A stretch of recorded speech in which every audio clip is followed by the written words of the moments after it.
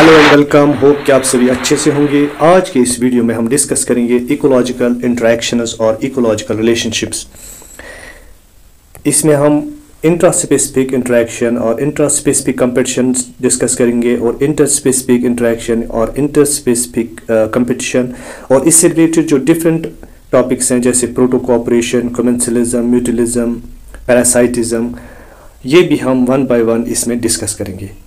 तो सबसे पहले जानते हैं इकोलॉजिकल इंटरैक्शंस क्या होती हैं। These are also called as biological interactions. इनको बायोलॉजिकल इंटरैक्शंस भी कहते हैं। मीन्स कि जो भी लिविंग ऑर्गेनिजम्स हैं, whether plants, animals, micro organism, इनमें जो एक दूसरे के साथ रिलेशनशिप होती है सर्वाइवल के लिए, ग्रोथ के लिए, डेवलपमेंट के लिए, तो उनको हम बायोलॉजिकल इंटरैक्शंस कहते हैं। इस तरह पॉपुलेशन इंटरैक्शंस मीन्स जब organisms of the same species interact, उसको हम पॉपुलेशन कहते हैं, पॉपुलेशन इंटरैक्शंस।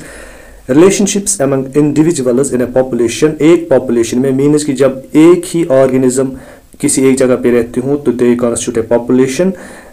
और कम्युनिटी या जो डिफरेंट ऑर्गेनिजम्स किसी एक हैबिटेट में रहते होंगे दे कॉन्स्टिट्यूट ए कम्युनिटी। और vital for growth, nutrition, reproduction and space.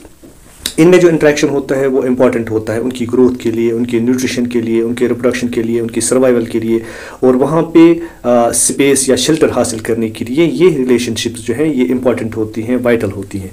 These interactions are not always beneficial for particular community। ये सिर्फ उस कम्युनिटी के लिए जिनमें इंटरेक्शन होता है उन्हीं के लिए ये बेनिफिशियल नहीं होता, बट और पॉपुलेशन या उस पॉपुलेशन के लिए जिसमें एक ही टाइप के ऑर्गेनिजम्स होते हों। However it plays a significant role in stability of ecosystem. जो इकोसिस्टम होता है उसकी मेंटेनेंस के लिए, उसकी स्टेबिलिटी के लिए या उसके बैलेंस के लिए ये एक सिग्निफिकेंट इंटरेक्शन होती है, या जो ये इंटरेक्शंस होती हैं ये इंपॉर्टेंट होती हैं इकोलॉजिकल बैलेंस के लिए। सबसे पहले जो इंट्रा स्पेसिफिक इंटरेक्शन होता है, intra specific competition among individuals of same population means competition between individuals of same species. जो एक ही स्पीशीज के ऑर्गेनिजम्स होते हैं उनमें जो इंटरेक्शन होता है लिमिटेड रिसोर्सेज के लिए, बिकॉज जो एक ही स्पीशीज के ऑर्गेनिजम्स होते हैं वो एक ही टाइप का फूड भी कंज्यूम करते हैं, उनको शेल्टर की ज़रूरत होती है और मैटिंग के लिए फॉर एग्जाम्पल, तो उनमें जो इंटरेक्शन होता है उसको हम स्क्रैम्बल इंटरेक्शन या स्क्रैम्बल कंपटीशन भी कहते हैं। For example trees in a forest, जब एक फॉरेस्ट में जो ट्रीज होते हैं अगर वो एक ही टाइप के होंगे तो they constitute A population. Competing for sunlight, वो सनलाइट के लिए compete करते हैं, न्यूट्रिएंट्स के लिए compete करते हैं, वाटर के लिए, मिनरल्स के लिए और रिसोर्सेज के लिए वो compete करते हैं। इस तरह जो टॉलर प्लांट्स होते हैं विद डेंस कैनोपीज वो ज़्यादा रिसीव करते हैं सनलाइट को। इसी तरह जो बड़े प्लांट्स होते हैं या ट्रीज होते हैं वो ज़्यादा न्यूट्रिशन जो है वो सॉइल से हासिल करते हैं, वाटर भी ज़्यादा ले लेते हैं। और इस तरह जो वीकर सेक्शन होता है वो आहिस्ता आहिस्ता एलिमिनेट होता है और इस तरह उनकी डेंसिटी जो है वो मेंटेन रहती है। एज पॉपुलेशन डेंसिटी इंक्रीजेस, जैसे भी किसी एक पर्टिकुलर एरिया में पॉपुलेशन की density means number of individuals increase हो जाते हैं किसी एक एरिया में, कंपटीशन इंटेंसिफाइज, वहाँ पे उनके दरमियान जो कंपटीशन होता है सिमिलर या सेम रिसोर्सेज के लिए या लिमिटेड रिसोर्सेज के लिए वो इंटेंसिफाई होता है, बढ़ जाता है। Leading to adjustments in growth patterns, इस तरह जो उनकी ग्रोथ जो पैटर्न होता है ग्रोथ का या स्पेसिंग का उन इंडिविजुअल्स में वो क्या होता है उनमें एडजस्टमेंट होती है। मीन्स जो स्ट्रॉन्गर प्लांट्स होते हैं या ऑर्गेनिजम्स होते हैं वो वहाँ पे मेंटेन अपने आप को मेंटेन रख पाते हैं या वहाँ पे ग्रो करते हैं, उनकी पॉपुलेशन बढ़ती है। जो वीकर सेक्शन होता है वो आहिस्ता आहिस्ता कम हो जाता है और इस तरह जो उनमें जो स्पेसिंग होती है, जो फिजिबल स्पेसिंग होती है वो वहाँ पे मेंटेन रहती है, स्पेसिंग अमंग इंडिविजुअल्स। और इस तरह इसकी इंपॉर्टेंस क्या है, it is a vital density dependent factor. ये डेंसिटी डिपेंडेंट फैक्टर होता है, मीन्स जितनी ज़्यादा डेंसिटी होगी उतना ही ज़्यादा उनमें कंपटीशन होगा, चाहे प्लांट्स हों चाहे एनिमल्स हों। रेगुलेटिंग पॉपुलेशन साइज, इससे पॉपुलेशन साइज जो है ये मेंटेन रहता है, रेगुलेट रहता है, यानी पॉपुलेशन बहुत ज़्यादा नहीं बढ़ती है किसी एक पर्टिकुलर एरिया में इंडिविजुअल्स की या उस पॉपुलेशन में जो पॉपुलेशन का साइज है वो ज़्यादा इंक्रीज नहीं होता है बट वो मेंटेन रहता है, रेगुलेट रहता है। It is responsible for even distribution of individuals within a species in an ecosystem। एक इकोसिस्टम में ये इंडिविजुअल्स की डिस्ट्रीब्यूशन को मेंटेन रखता है। इस तरह जो ये इंट्रा स्पेसिफिक कंपटीशन होता है इंडिविजुअल्स में डिफरेंट रिसोर्सेज के लिए ये इंपॉर्टेंट होता है उस इकोसिस्टम की को मेंटेन रखने के लिए या वहाँ पे इकोलॉजिकल बैलेंस को मेंटेन रखने के लिए। दूसरा होता है inter specific competition.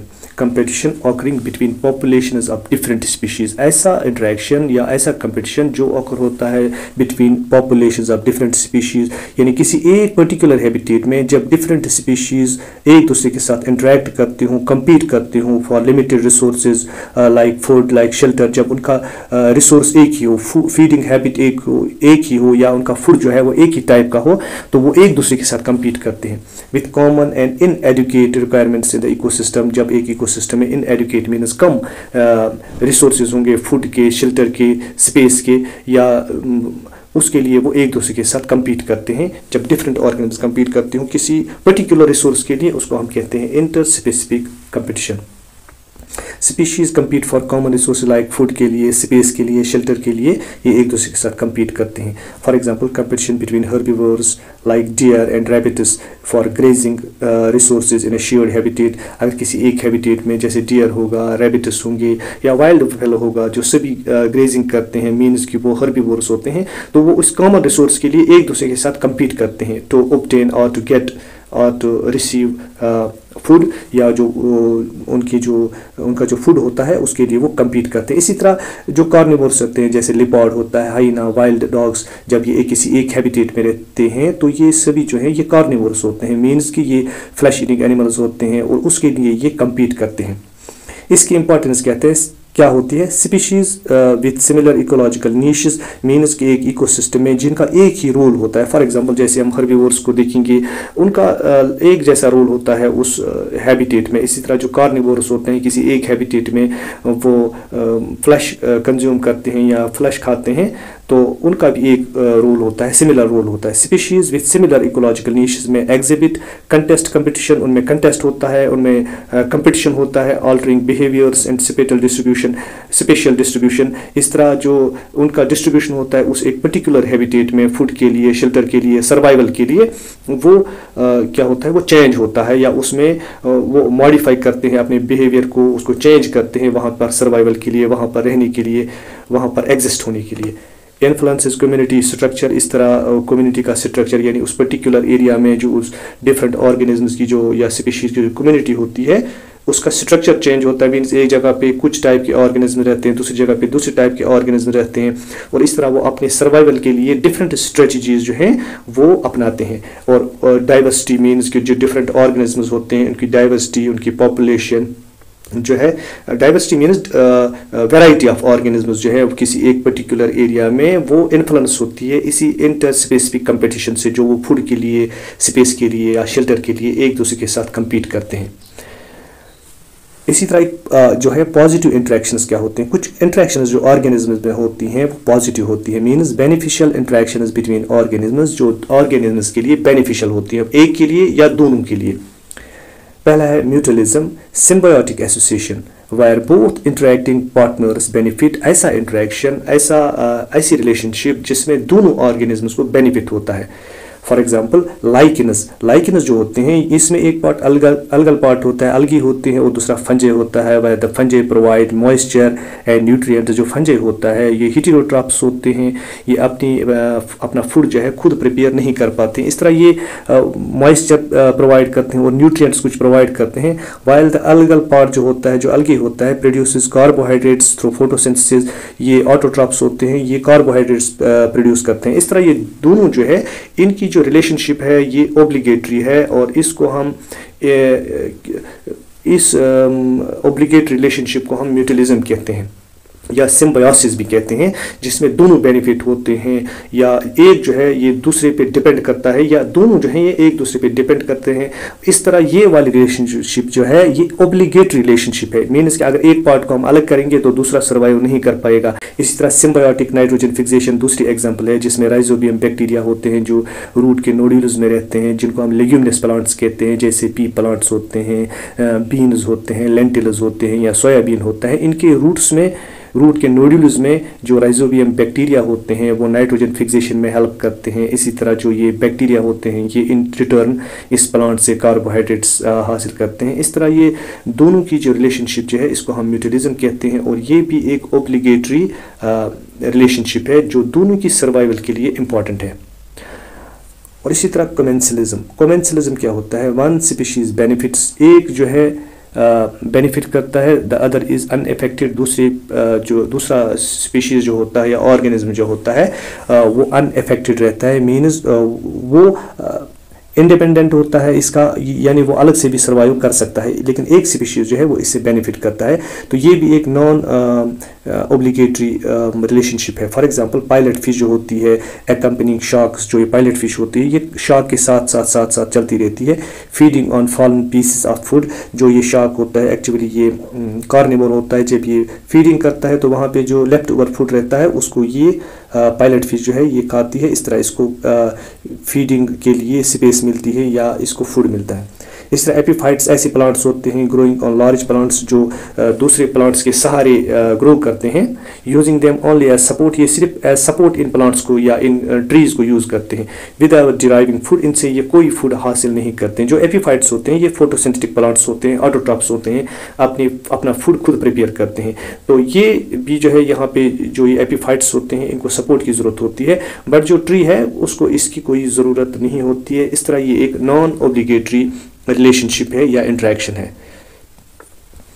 Proto cooperation क्या है? Proto cooperation it is non obligatory mutualism. ये नॉन ऑब्लिगेटरी म्यूचुअलिज्म है, मीन्स कि दोनों ऑर्गेनिज्म एक दूसरे के बगैर सर्वाइव कर सकते हैं। It is a temporary association benefiting both species, जिसपे दोनों स्पीशीज को बेनिफिट होता है, एक को भी और दूसरे को भी, जिन्हें दोनों जो है बेनिफिट करते हैं, but they can survive without one another. एक दूसरे के बगैर भी ये सर्वाइव कर सकते हैं। फॉर एग्जाम्पल इसकी एक best example hermit crab and sea anemone. Hermit crab जो है और सी एनीमोन जो है इसके ऊपर बैठता है, via the sea anemone is carried to fresh feeding sites. जो सी एनीमोन होता है इसको ये हर्मिट क्रेब एक जगह से दूसरी जगह लेता है, and the crab is protected from enemies by the sea anemone. और इस तरह जो ये हर्मिट क्रेब होता है इसको प्रोटेक्शन मिलती है because of this C anemone.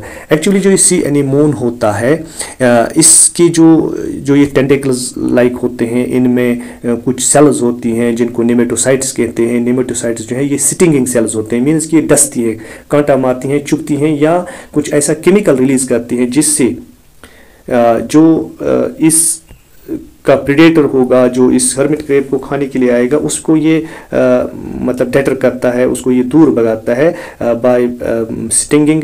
जो इसमें ये प्रॉपर्टी होती है कि स्टिंग करता है। इस तरह ये हर्मिट क्रेब जो है ये प्रोटेक्शन हासिल करता है सी एनीमोन से, और सी एनीमोन इसको प्रोटेक्शन देता है। बट सी एनीमोन भी अलग इंडिपेंडेंटली रह सकता है, और हर्मिट क्रैब भी है जो है ये भी अलग से सर्वाइव कर सकता है। और ये इस तरह नॉन ऑब्लिगेटरी एक इंटरेक्शन है। इसी तरह यहाँ पे आप देख सकते हैं कैटल इग्रिड जो है ये एक बर्ड है जो यहाँ पे एनिमल्स, चाहे काऊ हो चाहे बुफेलो हो, ऐसे एनिमल्स पे ये बैठ के जो टिक्स होते हैं, माइट्स होते हैं, इनकी स्किन पे ये उनको खा लेता है। इस तरह इसको इसकी फीडिंग होती है, वाइल एज इसको यहाँ से इन टिक्स से, माइट्स से या लाइसिस से छुटकारा हासिल होता है। But they can also live independently. ये एक दूसरे पे डिपेंड नहीं होते हैं, but they benefit one another. तो इनमें ये एक दूसरे को बेनिफिट करते हैं। और इस तरह स्क्वेंजिंग क्या होती है? Scavenging refers to animals feeding on remains of dead animals or leftovers of other animals killers. Scavenging क्या होती है? जो नेचुरल स्कैवेंजर्स होते हैं, they refer to the animals, ऐसे animals feeding on remains of dead animals, जो dead animals के remains होते हैं। फॉर एग्जांपल जो प्रे करते हैं तो उनको जब वो मारते हैं तो वहाँ पे जो लेफ्ट ओवर रहता है उस पर जो सर्वाइव करते हैं, वहाँ से जो फीडिंग हासिल करते हैं, उनको हम स्कैवेंजर्स कहते हैं। For example animals like foxes होते हैं, हाइनाज होते हैं, वुल्चर्स होते हैं, एक्ट एज नेचुरल स्कैवेंजर्स। ये नेचुरल इनको स्कैवेंजर्स कहा जाता है। प्रिवेंटिंग वेस्टेज ऑफ फूड, इस तरह ये वेस्टेज ऑफ फूड मतलब बचाते हैं, यानी ये वहाँ से ही फूड हासिल करते हैं। इस तरह हमारे एनवायरनमेंट को ये क्लीन करते हैं, cleaning space for other organisms. इस तरह ये दूसरे ऑर्गेनिजम्स के लिए या उस हैबिटेट को ये क्लीन करते हैं। इस प्रोसेस को हम स्क्वेंचिंग कहते हैं। और इसी तरह नेगेटिव इंटरेक्शंस होती हैं। वन ऑर्गेनिज्म और पॉपुलेशन बेनिफिट्स, इसमें एक ऑर्गेनिज्म या पूरी पॉपुलेशन बेनिफिट करती है, उनको फ़ायदा मिलता है। वाइल अदर इज़ हार्मड, जबकि दूसरे को जो है वो हार्म पहुँचता है या दैट इज़ हार्मड। इस तरह एमेंसिलिज्म सबसे पहला इसमें है। वन स्पीशीज इज हार्मड, इसमें एक स्पीशीज हार्म होती है और इनहेबिटेड या उसकी ग्रोथ इनहेबिट होती है, उसकी ग्रोथ रिस्ट्रिक्ट होती है, रुकती है या वो एलिमिनेट होता है। While the other remains unaffected, जबकि दूसरा जो है वो अनएफेक्टेड रहता है।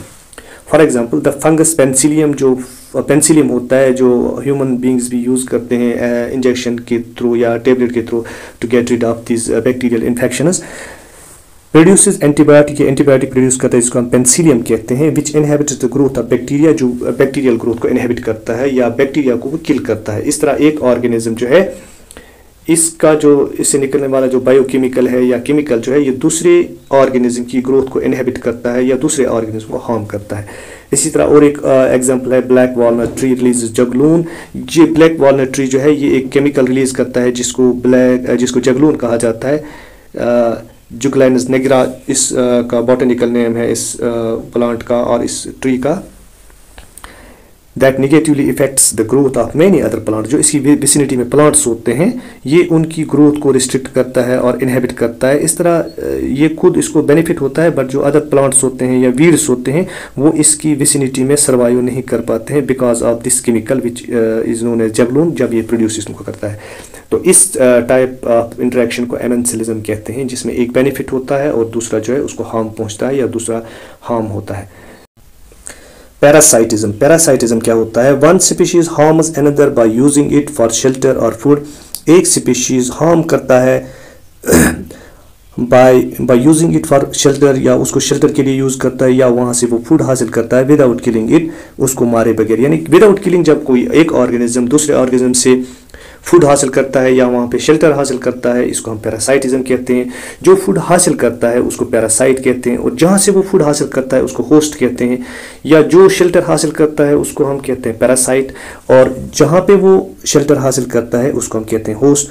फॉर एग्जांपल जहाँ जैसे टैप वर्म्स होते हैं इन इंटेस्टाइन्स, हमारे इंटेस्टाइन्स में टैप वर्म्स होते हैं या राउंड वर्म्स होते हैं या डिफरेंट एनिमल्स के इंटेस्टाइन्स में होते हैं, वो वहाँ से फूड भी हासिल करते हैं और वहाँ पे वो शेल्टर भी हासिल करते हैं।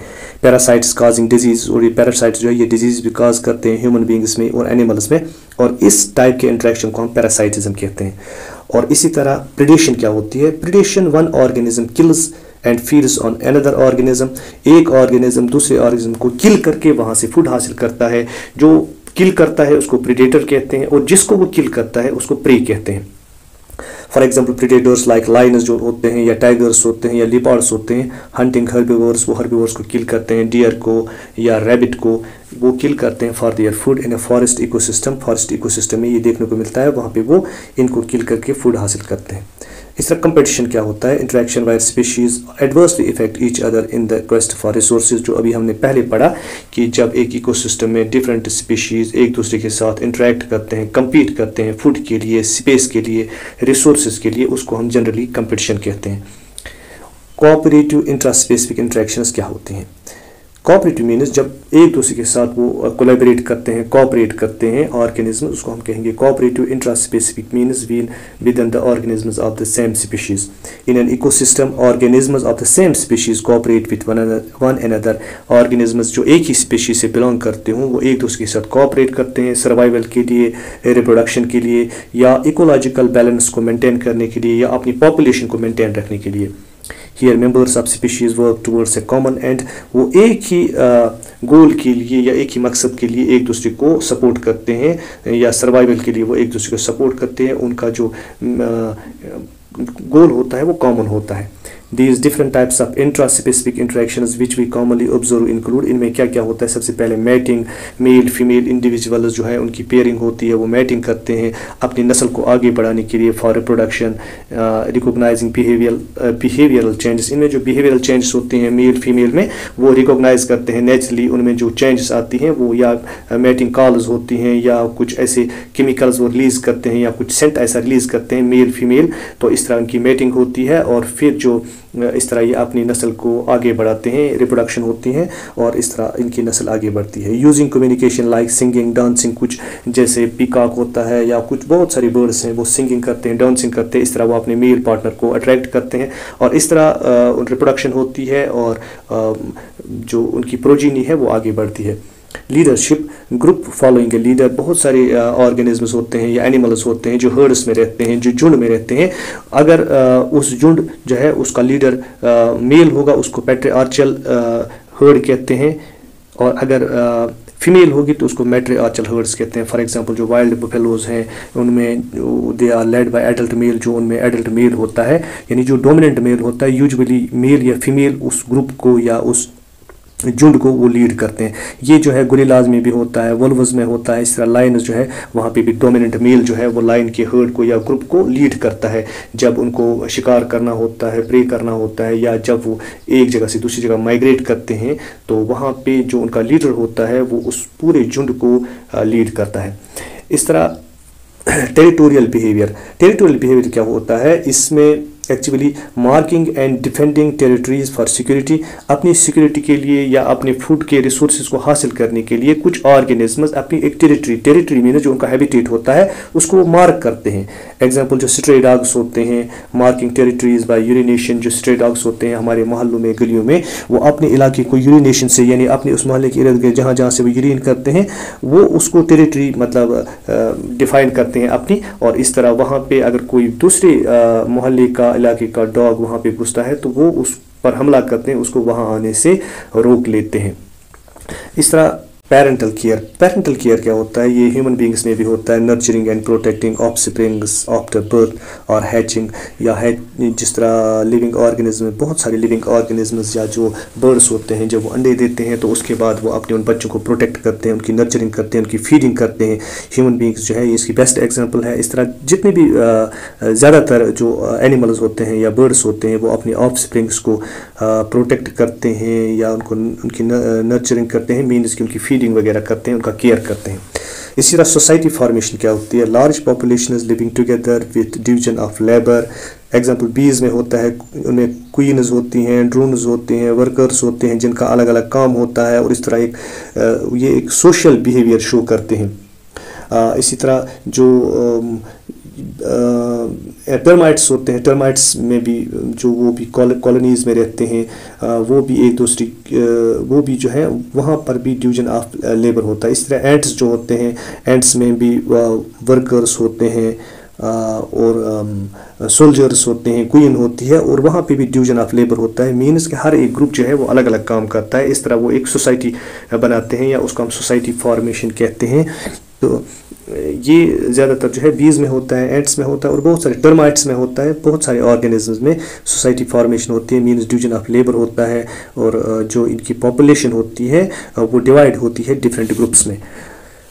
और इसी तरह altruism acts benefiting others at the cost of self, जब एक ऑर्गेनिज्म दूसरे ऑर्गेनिज्म की हेल्प करता है, सपोर्ट करता है, उसको हम अल्ट्रुइज्म कहते हैं। Such as blood donation in human beings, जिस तरह ह्यूमन बींग्स में ब्लड डोनेशन होता है, जब हम ब्लड किसी को डोनेट करते हैं इस तरह हम उसकी लाइफ को सेव करते हैं। और इस तरह बीज में ऐसा होता है, जो बीज होते हैं वो सिटिंग करते हैं, जब वो सिटिंग करते हैं तो उसके बाद वो मर जाते हैं, बट सिटिंगिंग से जब कोई भी प्रेडेटर या कोई भी बाहर से उनको खतरा महसूस होता है वो उसको सिटिंग मारते हैं, उसको डंग मारते हैं, और इस तरह वो खुद मर जाते हैं, but at the cost of their life वो अपने उस बीहाइव को बचा लेते हैं।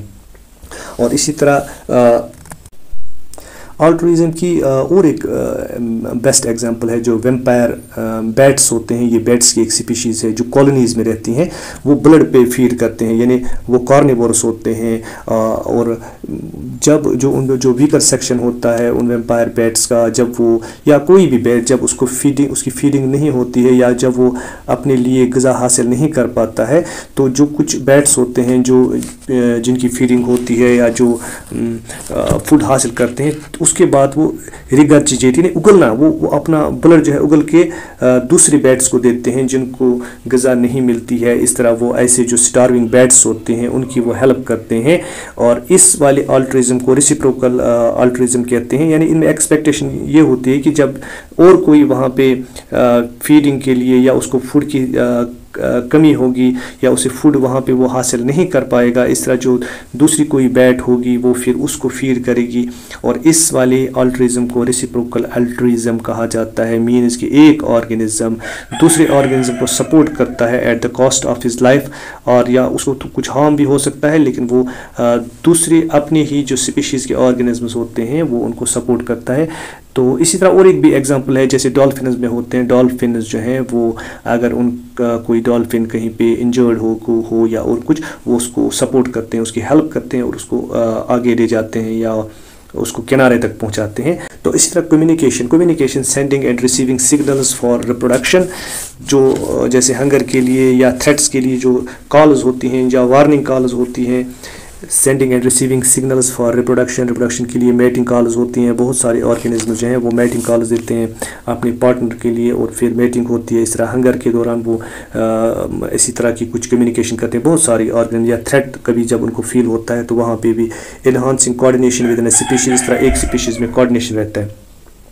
ठीक है, कम्युनिकेशन जैसे बर्ड्स जो है वो सिंग करते हैं, इस तरह एंट्स जो है वो फेरामोन्स को एक केमिकल मैसेज जो है या केमिकल्स कुछ रिलीज करते हैं। जहाँ से एक एंट जो है अपना रास्ता बना लेती है तो दूसरी एंट्स जो है वो उसके पीछे पीछे चलती हैं, बिकॉज जो एंट्स होते हैं दे रिलीज है स्पेशल केमिकल मैसेंजर्स हम उनको कहेंगे, वो रिलीज़ करते हैं। इस तरह वो एक दूसरे को फॉलो करते हैं। इस तरह पीकॉक्स जो है वो कलरफुल जो उनका डिस्प्ले होता है, जो उनके फिदर्स का, वो मेल्स को अट्रैक्ट करते हैं। इस तरह मंकीज़ जो है वो अलार्म कॉल्स देते हैं जब उनको कोई थ्रेट फील होता है, तो इसको हम कहते हैं कम्युनिकेशन।